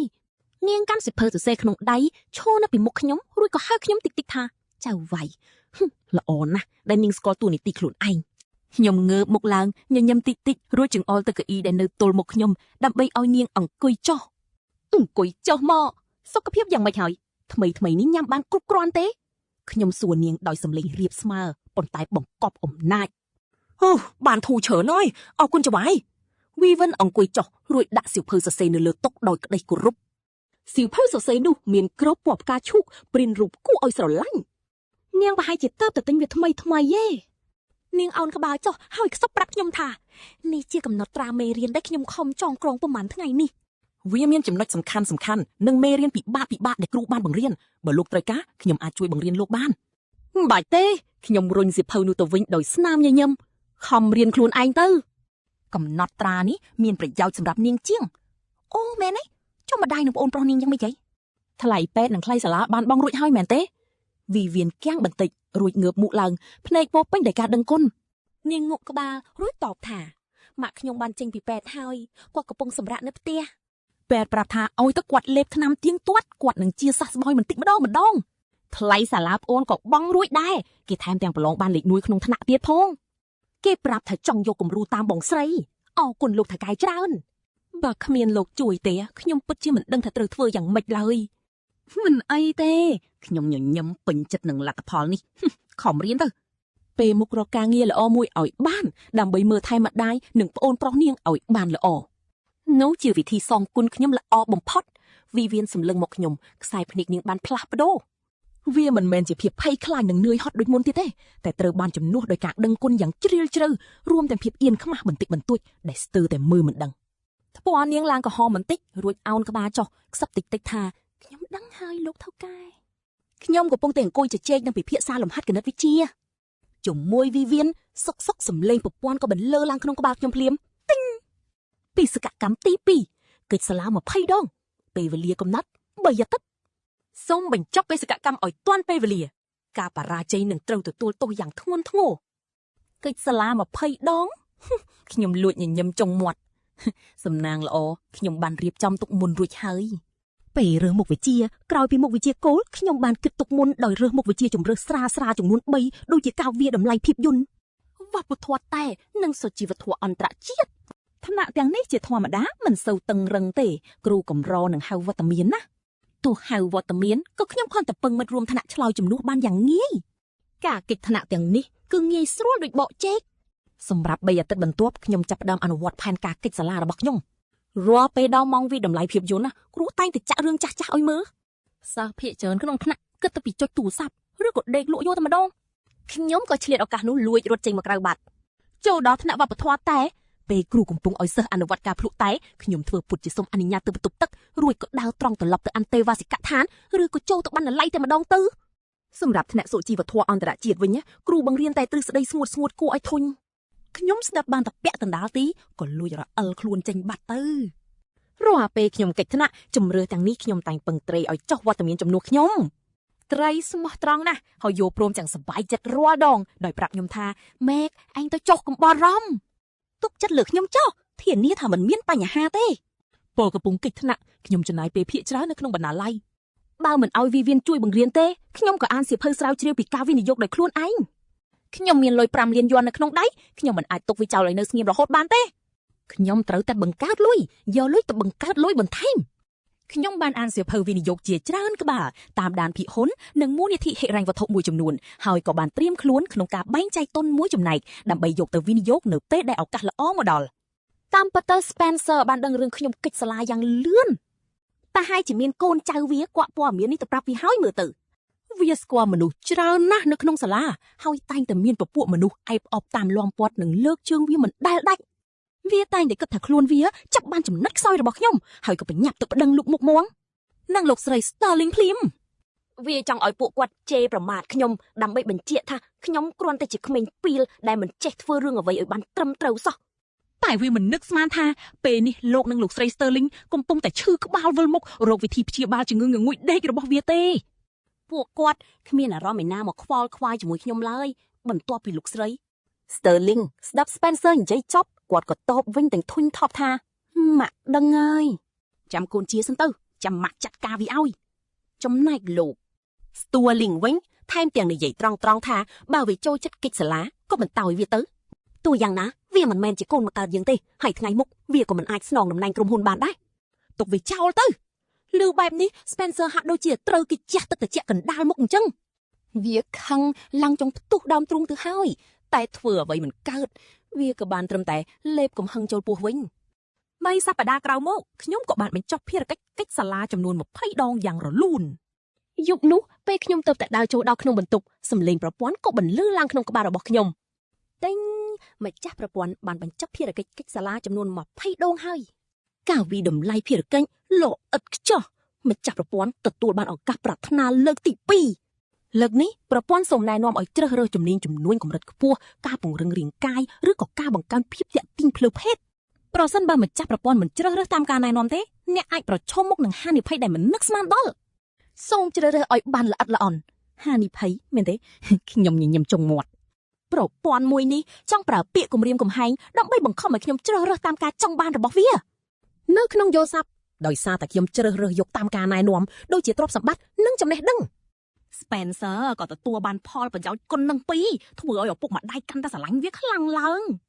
តែលើកនេះខ្ញុំដាច់ខាតមិនជ្រើសរើសយកពួកវាឡើយខ្ញុំនឹងជ្រើសរើសបំណងប្រាថ្នាណាដែលមានប្រយោជន៍សម្រាប់ខ្ញុំតែនាំសេចក្តីវិញ្ញាដល់ Spencer ខ្ញុំគិតមកសន្ទុះរួចក៏និយាយទៅកាន់ប្រព័ន្ធនៅខាងក្នុងគំនិតរបស់ខ្ញុំប្រាថ្នាចង់ឲ្យភេទរបស់ខ្ញុំជាមនុស្សប្រុសហើយចំណូលចិត្តស្នេហារបស់ខ្ញុំគឺមនុស្សស្រីបំណងប្រាថ្នាមួយនេះពិតជាសាមញ្ញណាស់សម្រាប់ខ្ញុំព្រោះធម្មជាតិខ្ញុំចូលចិត្តមនុស្សស្រីស្រាប់ទៅហើយវាគ្មានផលប៉ះពាល់អ្វីសោះប៉ុន្តែសម្រាប់ Spencer វិញគឺវាជារឿងមួយផ្សេងទៀតប្រព័ន្ធនឹងគុណឥទ្ធិពលជា2ខ្ញុំមានភាពតាក់ទាញតែជាមួយមនុស្សស្រីប៉ុណ្ណោះចុះចំលោចិត្តស្នេហារបស់ Spencer នឹងคล้ายជាយ៉ាងណាវិញគ្រាន់តែគិតក៏ចង់សើចទៅហើយទីងបំណងប្រាថ្នាបញ្ចប់ប្រព័ន្ធជោគជ័យឥទ្ធិពលនឹងចាប់ផ្ដើមក្នុងរយៈពេល24ម៉ោងប្រព័ន្ធសូមរំលឹកការជ្រើសរើសក្រោយពីការណែនាំអាចនាំឲ្យមានហានិភ័យជាយថាហេតុខ្ញុំមិនបានខ្វល់ឬក៏ភ័យខ្លាចនឹងអាពាក្យថាហានិភ័យនោះសូម្បីតែបន្តិចយ៉ាងណាមិញ Spencer នឹងត្រូវរ៉ាប់រងហានិភ័យគុណនឹង2ជំនួសខ្ញុំស្រាប់ទៅហើយដោយការគិតមែន2ថ្ងៃក្រោយមកពាក្យចចាមអារាមរបស់ Spencer បានផ្ទុះពេញសាលាខ្លាំងជាងរឿងជំងឺងងុយដេកទៅទៀតពួកឯងលឺនៅ កាលពីម្សិលមិញណា Spencer បានសារភាពស្នេហ៍ទៅកាន់ក្មេងប្រុសម្នាក់នៅឯពហុកីឡដ្ឋានក្មេងស្រីម្នាក់កាន់ទូរស័ព្ទនិយាយប្រាប់មិត្តភក្តិរបស់នាងទាំងអន្ទះសារមានគេថតវីដេអូទុកទៀតផងមើលណែវាព្យាយាមចាប់ដៃគេតែត្រូវក្មេងប្រុសម្នាក់នោះរុញចេញយ៉ាងកំរោលគួរឲ្យអាម៉ាស់មុខណាមែនឬក៏លេងសើចហ្នឹងម្សិលមិញខ្ញុំទៅតែឃើញវាញ៉ាំអីជាមួយស្រីសោះហេតុអីបានជាសុកសុកស្រាប់តែវាទៅជាចូលចិត្តប្រុសអញ្ចឹងក្មេងស្រីម្នាក់ទៀតបើកភ្នែកធំមិនចង់ជឿ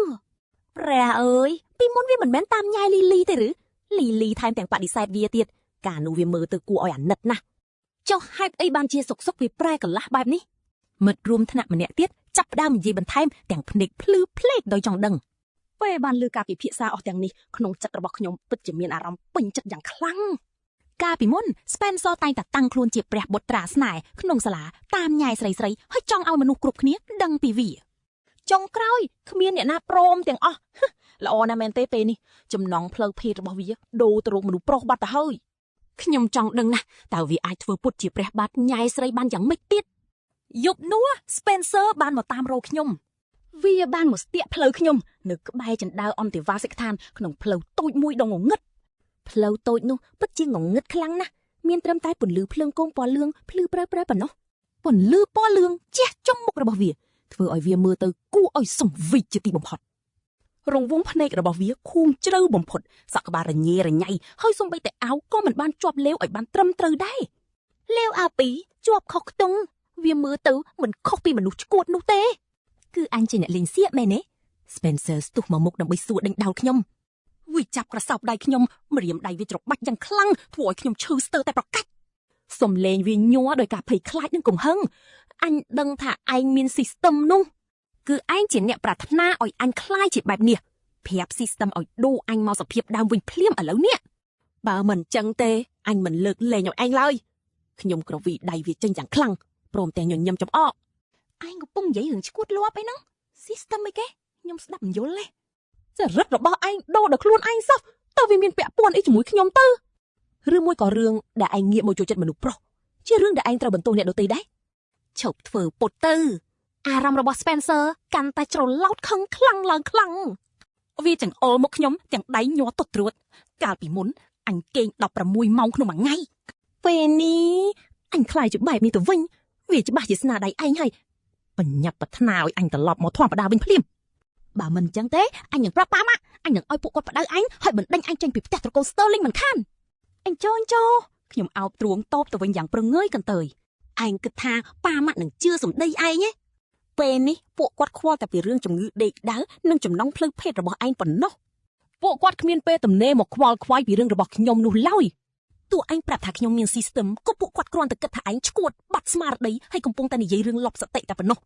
Spencer សម្លឹងមកខ្ញុំភ្នែករបស់វាពេញទៅដោយភាពភ័យខ្លាចកំហឹងនិងក្តីអស់សង្ឃឹមយ៉ាងខ្លាំងវាដឹងថាខ្ញុំនិយាយត្រូវ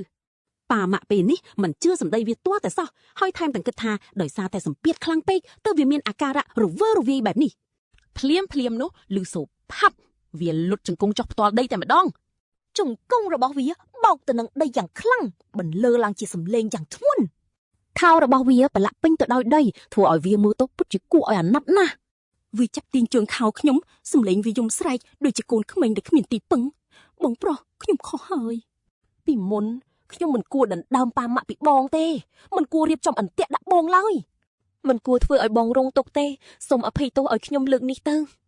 តើបងអាចបដូរខ្ញុំឲ្យមកធម្មតាវិញបានទេពីពេលនេះទៅខ្ញុំនឹងមិនប្រឆាំងបងទៀតឡើយ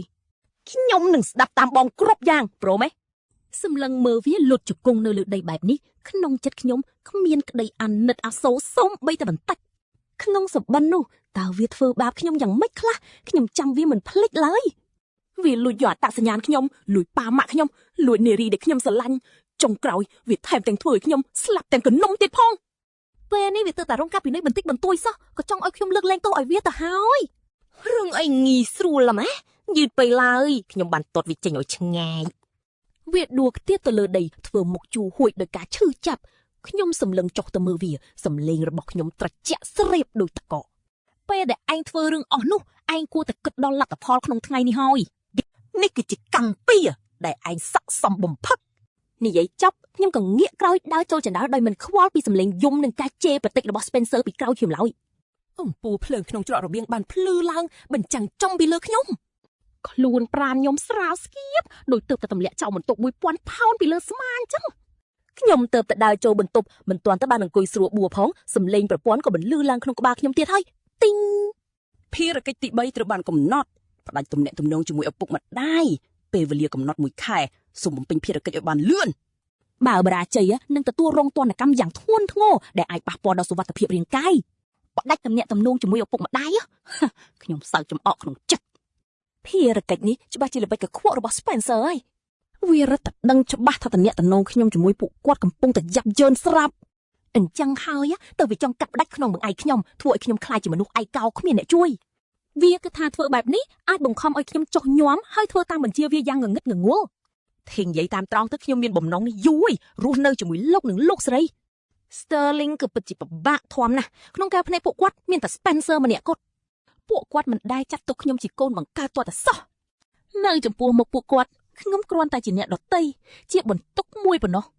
បន្តធ្វើទរណកម្មខ្លួនឯងបែបនេះសុកចិត្តកាត់ផ្ដាច់ឲ្យដាច់ស្រឡះតែម្ដងទៅលែងមានរឿងឈឺក្បាលទៀតក្នុងវិសមការរដូវក្តៅឆ្នាំនោះខ្ញុំបានត្រឡប់ទៅវីឡាគ្រួសារ Sterling វិញបាយយ៉ាកាសក្នុងផ្ទះគឺតានតឹងស្ទើរធាប់ដង្ហើមខុសស្រឡះពីលើកមុនដែលខ្ញុំមកទីនេះលោកនិងលោកស្រី Sterling សឹងតែមិនខ្ចីនិយាយរកខ្ញុំពេលញ៉ាំបាយពួកគាត់អោនមុខញ៉ាំរៀងខ្លួនយូរម្ដងងាកទៅសួរនាំពីសុខភាពរបស់ Spencer ដោយក្តីបារម្ភចំណែក Spencer វិញវាសម្លឹងមុខខ្ញុំដោយខ្សែភ្នែកពីសពដូចសត្វពស់រងចាំតែឱកាសចាក់ខ្ញុំគ្រប់ពេលវេលាមិនខុសមែន Spencer ចាប់ផ្ដើមធ្វើសកម្មភាពហើយជារៀងរាល់ថ្ងៃវាតែងតែនិយាយដើមខ្ញុំប្រាប់ឪពុកម្ដាយមិនដែលលុះពេលវាប្រឌិតរឿងបំផង់សាច់រឿងថាខ្ញុំជាកូនអកតញ្ញូនិងលោភលន់ចង់បានទ្រព្យសម្បត្តិមានពេលមួយវាថតអេក្រង់សារមួយរួចយកទៅបង្ហាញលោកស្រី Sterling ហើយប្រាប់ថាម៉ាក់មកនេះមើលវាហ៊ាននិយាយអាក្រក់ពីគ្រួសារយើងប្រាប់អ្នកក្រៅទៀតវាថាម៉ាក់និងប៉ាលំអៀងមិនដែលស្រឡាញ់វានោះទេថែមទាំងថានឹងបោកយកទ្រព្យសម្បត្តិគ្រួសារយើងទាំងអស់យកទៅឲ្យអ្នកស្គាល់គ្នានៅមណ្ឌលកុមារកំព្រាទៀតផងខ្ញុំក៏លេចមើលរូបថតនោះវាជារូបកាត់តសោះហ្នឹងតួរូបតំណាងក្នុងសារជារូបខ្ញុំមែនតែឈ្មោះហៅក្រៅនោះមិនមែនជារបស់ខ្ញុំទេសូម្បីតែទម្រង់នៃការនិយាយក៏ខុសប្លែកគ្នាស្រឡះដែរមកតែមួយផ្លែតក៏ដឹងថាជាការកាត់តដែរប៉ុន្តែលោកស្រី Sterling បែរជាជឿស្លប់ទៅវិញគាត់កាន់ទូរស័ព្ទដៃញ័រទៅត្រោតដោយកំហឹងចង្អុលមុខខ្ញុំចំរួចស្រែកជេរម៉ាក់ខ្ញុំនឹកស្មានមិនដល់សោះថាឯងជាមនុស្សបែបនេះយើងបានឲ្យលុយឯង5លានយ៉ាងទៅហើយឯងនៅមិនទាន់ស្កប់ស្កល់ទៀតមែនទេឯងហ៊ានចង់ដណ្ដើមទ្រព្យសម្បត្តិជាមួយ Spencer ហើយថែមទាំងដើរនិយាយដើមពួកយើងប្រអ្នកក្រៅទៀតហេតុអីបានជាឯងលោភលន់នឹងរមិលគុណបែបនេះ Spencer ឈោមើលពីចំហៀងចាក់ប្រេងសាំងបន្ថែមហើយធ្វើពុតជាជួយសម្រុះសម្រួលម៉ាក់កុំខឹងអីគាត់ប្រហែលជាវែងស្មារតីមកផ្លែតតំត្រីគេបោកប្រាស់គាត់មិនមានចេតនាទេម៉ាក់កុំតវ៉ាជាមួយគាត់អីខឹងខ្លាំងប៉ះពាល់ដល់សុខភាពណាពេលនិយាយពាក្យទាំងនេះភ្នែកវាកំពុងសើចចំអកដូចអ្នកឈ្នះតែខ្ញុំមិនបានវង្វេងស្មារតីអីបន្តិចសោះខ្ញុំដាក់ចង្កឹះចុះសម្លឹងមើលពួកគេដោយក្រសែភ្នែកត្រជាក់ស្រីបរួចតបទៅវិញថាខ្ញុំមិនដែលគិតចង់ដណ្ដើមទ្រព្យសម្បត្តិឡើយហើយក៏មិនដែលនិយាយអាក្រក់ពីអ្នកណាដែររូបថតនោះគឺជាការកាត់តសុទ្ធសាធបើអ្នកទាំងពីរមិនជឿអាចឆែកមើលសាររបស់ខ្ញុំឬទៅសួរមិត្តរួមបន្ទប់ខ្ញុំបានលោក Sterling ទម្លាក់កៅស្រាខ្លាំងទឹកមុខឡើងខ្មៅងងឹតអស់ការអត់ធ្មត់គ្រប់គ្រាន់ហើយឈប់និយាយទៅផ្ទះនេះអញញ៉ៃល្មមហីឯងមិនអាចឲ្យយើងខ្វល់ខ្វាយតិចជានេះទេអីគាត់មិនខ្ចីស្ដាប់ការបញ្យល់របស់ខ្ញុំទាល់តែសោះក្នុងភ្នែកគាត់ខ្ញុំត្រឹមជាអ្នកបង្កបញ្ហាខ្ញុំសម្លឹងមើលទៅពួកគេក្តីសង្ឃឹមចុងក្រោយនៃក្តីស្រឡាញ់គ្រួសារក្នុងបេះដូងខ្ញុំបានរលាយបាត់ទាំងស្រុងខ្ញុំដកដង្ហើមធំសម្លេងរបស់ខ្ញុំស្ងប់ស្ងាត់តែដាច់អហង្ការបើអ្នកទាំងពីរមិនទុកចិត្តខ្ញុំដល់ថ្នាក់នេះទេកាត់ផ្ដាច់ទំនាក់ទំនងទៅវាល្អជាងលោកនិងលោកស្រី Sterling គៀងថ្មឹមពួកគេច្បាស់ជាមិននឹកស្មានថាខ្ញុំជាអ្នកផ្ដួចផ្ដើមគំនិតនេះមុនទេលោកស្រី Sterling សម្លឹងមកខ្ញុំថ្មឹងបន្តិចរួចសើចចំអកកាត់ផ្ដាច់ទំនាក់ទំនងឯងក៏ថាយើងខ្វល់នឹងមានកូនដូចឯងហីកាត់ផ្ដាច់ទៅលោក Sterling ក្រោកឈរភ្លាមចង្អុលមុខខ្ញុំសំលេងពោពេញដោយកំហឹងឯងនិយាយថាម៉េចនិយាយម្ដងទៀតមើលខ្ញុំតបវិញថាយើងកាត់ផ្ដាច់ទំនាក់ទំនងហើយខ្ញុំសម្លឹងចំភ្នែកពួកគេនិយាយមួយម៉ាត់មួយយ៉ាងច្បាស់និងដាច់ខាតបំផុតចាប់ពីថ្ងៃនេះទៅខ្ញុំលែងជាកូនអ្នកហើយអ្នកក៏លែងជាឪពុកម្ដាយខ្ញុំដែរចាប់ពីពេលនេះទៅយើងគ្មានពាក់ព័ន្ធគ្នាទេរឿងអ្នកគឺជារឿងអ្នកខ្ញុំមិនលូកដៃទេរឿងខ្ញុំជារឿងខ្ញុំក៏មិនចេះល្អណាស់លោក Sterling ញ័រខ្លួនដោយកំហឹងគាត់ចង្អុលមុខខ្ញុំយ៉ាងយូរនិយាយលេងចេញទីបំផុតគាត់ស្រែកសង្កឺថ្មិញកាត់ផ្ដាច់ទៅចាត់ទុកថាខ្ញុំមិនធ្លាប់បង្កើតកូនម្នាក់នេះចាប់ពីពេលនេះទៅអញកុំសង្ឃឹមថាបានឈានជើងចូលផ្ទះនេះសំបីមួយចំហៀនខ្ញុំមិននិយាយអ្វីទៀតទេខ្ញុំងាកក្រោយដើរត្រឡប់ទៅបន្ទប់ភ្ញៀវវិញរបស់របរក្នុងបន្ទប់នេះមានតិចតួចណាស់មានតែក្រែទូខោអាវនិងតុមួយប៉ុណ្ណោះខ្ញុំបើកទូប្រមូលខោអាវតិចតួចដាក់វ៉ាលីសុទ្ធតែជារបស់ដែលខ្ញុំនាំមកដោយខ្លួនឯងទាំងអស់គ្រួសារ Sterling មិនធ្លាប់ទិញសម្លៀកបំពាក់ឲ្យខ្ញុំសូម្បីមួយកំភួនបន្ទាប់មកខ្ញុំទាញយកសិភៅដៅឈីងនៅលើតុខាងក្នុងមានសាក់រូបថតនាយកមណ្ឌលកុមារកំព្រានោះជាការលងលោមតែមួយគត់របស់ខ្ញុំអូសវ៉ាលីដើរចេញពីវិឡានោះពីក្រោយខ្ញុំលោកស្រី Sterling ចេះបន្តិចថាបើឯងចាញ់ទៅហើយកុំមានមុខត្រឡប់មកវិញគ្រួសារ Sterling គ្មានកូនប្រុសដូចឯងទេខ្ញុំមិនងាកក្រោយទេផ្ទុយទៅវិញខ្ញុំមានអារម្មណ៍ធូរស្រាលបំផុតដើរចេញពីខ្លោងទ្វារធំពន្លឺព្រះអាទិត្យពណ៌លឿងទុំជះមកលើរាងកាយខ្ញុំក៏ដៅយ៉ាងចម្លែកទីបំផុតខ្ញុំអាចរត់គេចពីគ្រួសារដ៏ធំដង្ហើមនេះបានហើយ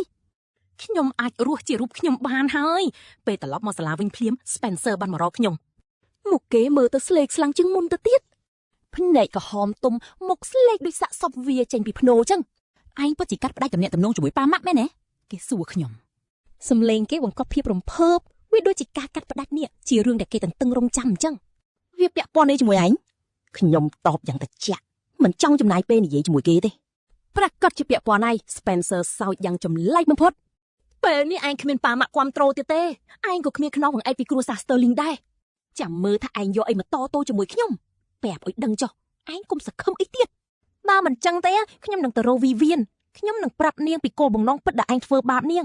ឲ្យនាងដឹងថាឯងវាក្បាលពីរគេគិតថាអាចយកវីវៀនមកគំរាមខ្ញុំបានងងមែនរឿងរវាងខ្ញុំនិងវីវៀនមានតែពួកយើងពីរនាក់ទេដែលដឹងច្បាស់ទោះគេទៅរកនាងក៏នាងគ្មានថ្ងៃជឿសម្ដីគេដែរខ្ញុំសម្លឹងមើលគេរួចក៏ផ្ទុះសំណោយចេញមកយ៉ាងរំភើយហើយគិតថាខ្ញុំខ្លាចខ្ញុំស្គាល់ចរិតវីវៀនច្បាស់ជាងឯងទៅទៀត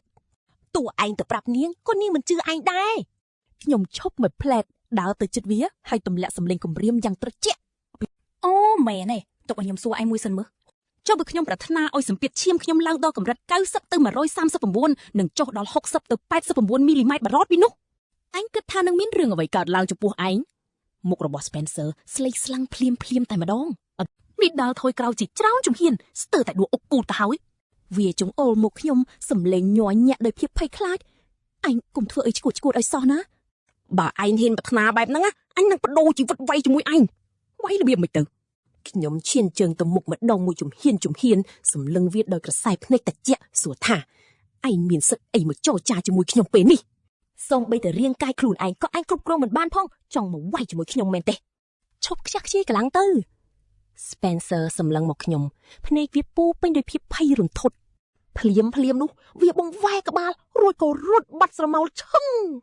វារត់លឿនដូចទន្សាយកំសាកបាត់ចេញពីការសម្លឹងរបស់ខ្ញុំត្រឹមមួយប៉ព្រិចភ្នែកសម្លឹងមើលខ្នងរបស់វាខ្ញុំសើចចំអកវាត្រូវបានប្រព័ន្ធធ្វើឲ្យភ័យខ្លាចរហូតដល់លេងដឹងអីបាត់ទៅហើយគ្រាន់តែខ្ញុំគំរាមបន្តិចសោះវាក៏ភ័យលាស់ព្រលឹងទៅហើយនេះទើបតែចាប់ផ្ដើមប៉ុណ្ណោះខ្ញុំនឹងធ្វើឲ្យវាសងតម្លៃសម្រាប់រឿងគ្រប់យ៉ាងដែលវាបានធ្វើមកលើខ្ញុំទាំងក្នុងសុបិននិងការពិតចាប់ពីពេលនោះមក Spencer ហាក់ដូចជាខ្លាចជាមនុស្សម្នាក់ផ្សេងវាឈប់ទៅសាលារៀនទៀតហើយពេញមួយថ្ងៃវាសង្ងំតែនៅក្នុងផ្ទះចាក់សោខ្លួនឯងក្នុងបន្ទប់មិនហ៊ានចេញក្រៅសូម្បីតែបន្តិចវាងនៅក្នុងបន្ទប់របស់វាគឺតែងតែទាញបិទយ៉ាងជិតជានិច្ចមិនថាថ្ងៃឬយប់ទេបន្ទប់នេះតែងតែងងឹតស្លុបជានិច្ចលោកនិងលោកស្រី Sterling គ្មានជំរើសអ្វីក្រៅពីដាក់ម្ហូបអាហាររបស់វានៅមុខទ្វារនោះទេជារៀងរាល់ថ្ងៃពួកគេតែងតែគោះទ្វារនិងហៅវាឲ្យមកញ៉ាំបាយវាកម្រនឹងបើកទ្វារយកម្ហូបណាស់ហើយបើកភ្លាមក៏ទាញបិទក្រាំងទៅវិញភ្លាមតែម្ដងបន្ទប់របស់វាពោពេញទៅដោយកែវមីនិងប្រអប់អាហារព្រមទាំងកន្ទុយបារីនិងសម្រាមរីប៉ាយពះពេញឥដ្ឋខ្យល់នៅក្នុងនោះមានក្លិនស្អុយដូចជាកណ័រសម្រាមអញ្ចឹងវាមានអារម្មណ៍ជាប់ជានិច្ចថាមានអ្នកណាម្នាក់តាមយាយីចង់ធ្វើបាបវានៅពេលយប់វាឧស្សាហ៍យកសុបអាក្រក់ហើយស្រែកឡូឡាថាកុំចូលមកចិត្តខ្ញុំមិនមានចេតនាទេប្រពន្ធអើយកុំរកខ្ញុំលោកស្រី Sterling តែងតែឮសំឡេងយំនិងស្រែករបស់វារាល់យប់គាត់សោកសៅស្ទើរតែដាច់ខ្យល់ស្លាប់ទៅហើយប៉ុន្តែគាត់មិនអាចជួយវាបាននោះទេពួកគេថែមចាំបានអញ្ជើញគ្រូពេទ្យចិត្តសាមមកផ្ទះទៀតផងប៉ុន្តែរាល់ពេលដែលគ្រូពេទ្យនិយាយបានប្រមាណម៉ាត់ Spencer តែខឹងសម្បាឲ្យដេញគ្រូពេទ្យចេញក្រៅ ពេទ្យប្រាប់ថាវាមានជំងឺថប់បារម្ភនិងភ័យខ្លាចខ្លាំងក្លាអមដោយការវង្វេងស្មារតីហើយត្រូវការសម្រាប់ព្យាបាលនៅមន្ទីរពេទ្យប៉ុន្តែ Spencer បដិសេធដាច់អហង្ការមិនព្រមទៅដាច់ខាប់វានិយាយថាមានមនុស្សរបស់ប្រពន្ធនៅមន្ទីរពេទ្យដែលរងចាំធ្វើបាបវាខ្ញុំនៅតែបន្តរក្សាទុកសេចក្តីប្រាថ្នាទី3ដោយមិនទាន់ប្រើប្រាស់វាឡើយខ្ញុំពិតជាចង់ឲ្យ Spencer រស់នៅក្នុងភាពភ័យខ្លាចបែបនេះស្ថានភាពផ្លូវចិត្តវាកាន់តែយ៉ាប់យ៉ឺនរាងកាយវាក៏កាន់តែទ្រុឌទ្រោមទៅតាមនឹងដែរខ្ញុំចង់ឲ្យភាពភ័យខ្លាចស៊ីរុងវាបន្តិចម្ដងឲ្យវាភ្លុករសជាតិនៃក្តីអស់សង្ឃឹមដោយដែលខ្ញុំធ្លាប់ឆ្លងកាត់ក្នុងសុបិនប្រហែល1ខែក្រោយមកពេលខ្ញុំកំពុងអង្គុយអានសៀវភៅក្នុងបណ្ណាល័យទូរស័ព្ទរបស់ខ្ញុំក៏ញ័រឡើងវាជាលេខមិនស្គាល់មកនេះខ្ញុំស្ទះស្ទើរមួយសន្ទុះរួចក៏សម្រេចចិត្តលើកវានៅចុងខ្សែម្ខាងទៀតគឺជាសំឡេងយំខ្សឹកខ្សួលរបស់លោកស្រី Sterling ម៉ាក់អញត្រឡប់មកមើល Spencer ជាលើកចុងក្រោយមកវាមិនរស់ទេមើលទៅបេះដូងខ្ញុំឈប់លោតមកវិនាទីខ្ញុំនឹកស្មានមិនដល់ថាជីវិតវានឹងវិនិច្ឆ័យលឿនបែបនេះសោះប៉ុន្តែខ្ញុំមិនមានអារម្មណ៍សោកសៅសូម្បីតែបន្តិចផ្ទុយទៅវិញខ្ញុំមានអារម្មណ៍ថានេះជាកម្មផលស័ក្តិសមសម្រាប់វាទៅហើយខ្ញុំបានកាត់ផ្ដាច់ទំនាក់ទំនងជាមួយអ្នកគ្រប់គ្នាអស់ទៅហើយរឿងរបស់វាលែងពាក់ព័ន្ធនឹងខ្ញុំទៀតទេខ្ញុំនិយាយយ៉ាងស្ងប់ស្ងាត់សំឡេងគ្មានរំញ័រអ្វីទាំងអស់ Max សុំអង្វរឯងត្រឡប់មកវិញហើយមើលមុខគេជាលើកចុងក្រោយទៅគេចេះតែហៅឈ្មោះឯងរហូតគេប្រាប់ថាគេខុសហើយគេសុំអង្វរឲ្យឯងអភ័យទោសសំឡេងយំរបស់លោកស្រី Sterling កាន់តែលឺខ្លាំងឡើងពោពេញដោយភាពអស់សង្ឃឹមដឹងថាពួកយើងធ្លាប់ធ្វើខុសចំពោះឯងកាលពីមុនពួកយើងលំអៀងពួកយើងពិតជាល្ងងណាស់ត្រឡប់មកមើលគេមកចាត់ទុកថាជាអ្នកសុំអង្វរឯងចុះខ្ញុំនៅស្ងៀមមិនមាត់អស់រយៈពេលប្រមាណវិនាទីប៉ុន្តែចុងក្រោយខ្ញុំនៅតែបដិសេធខ្ញុំមិនអាចទេខ្ញុំរវល់ណាស់លីហើយលោកនិយាយចប់ភ្លាមខ្ញុំក៏ចុចបិទទូរស័ព្ទដាក់វាជាម៉ូដស្ងាត់រួចក៏បន្តអង្គុយអានសៀវភៅរបស់ខ្ញុំដោយភាពស្ងប់ស្ងាត់លុះដល់ពេលរសៀលខ្ញុំក៏បានទទួលដំណឹងថា Spencer បានស្លាប់បាត់ទៅហើយគឺត្រេជាអ្នកប្រាប់ខ្ញុំដោយគេបានអានព័ត៌មានតាមអ៊ីនធឺណិតថាអ្នកស្នងមរតករបស់ត្រកូល Spencer បានស្លាប់បាត់បង់ជីវិតនៅក្នុងភូមិគ្រឹះឯកជនរបស់គេមូលហេតុគឺដោយសារការគាំងបេះដូងភ្លាមក្រោយមកខ្ញុំក៏បានឮគេរៀបរាប់ពីដំណើររឿងព្រឹកនោះលោកស្រី Sterling បានទៅដាស់ Spencer គាត់គោះទ្វារយ៉ាងយូរប៉ុន្តែគ្មានការឆ្លើយតបឡើយដោយមានអារម្មណ៍ថាមិនស្រួលគាត់ក៏យកសោជំនួសមកចាក់បើកទ្វារនោះតែម្ដងលទ្ធផលគឺគាត់បានឃើញ Spencer ដេកស្ទោកស្តាំងនៅលើឥដ្ឋមុខស្លេកស្លាំងហើយបានឈប់ដកដង្ហើមតាំងពីយូរណាស់មកហើយនៅក្បែរគេមានរាយប៉ាយដោយថ្នាំជាច្រើនព្រមទាំងกระดาษមួយសន្លឹកដែលសរសេរពាក្យលបៗថាប្រពន្ធអើយកុំមករកខ្ញុំអី Max ខ្ញុំខុសហើយគ្រូពេទ្យបានមកពិនិត្យហើយសន្និដ្ឋានថាដោយសារតែ Spencer ទទួលរងនូវភាពភ័យខ្លាចនិងថប់បារម្ភយ៉ាងខ្លាំងក្នុងរយៈពេលយូរវាក៏បានបណ្ដាលឲ្យមានការគាំងបេះដូងភ្លាមតែម្ដងរាងកាយរបស់គេត្រូវបានបំផ្លាញដោយភាពភ័យខ្លាចហើយសរីរាង្គទាំងអស់សុទ្ធតែមានសញ្ញាខូចខាតលោកនិងលោកស្រី Sterling បានតែមកខ្ញុំ2-3 ដងទៀតដើម្បីឲ្យខ្ញុំទៅចូលរួមពិធីបុណ្យសពរបស់ Spencer ប៉ុន្តែខ្ញុំបដិសេធទាំងអស់ខ្ញុំលែងមានទំនាក់ទំនងអ្វីជាមួយពួកគេទៀតហើយ